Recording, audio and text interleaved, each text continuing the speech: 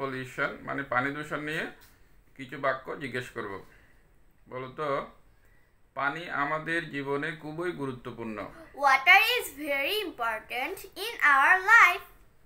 আমরা পানি ছাড়া বাঁচতে পারি না। We cannot live without water. তাই পানিকে বলা হয় জীবন। So, water is called life. কিন্তু পানি বিভিন্নভাবে দূষিত হয়। But water is polluted in different ways.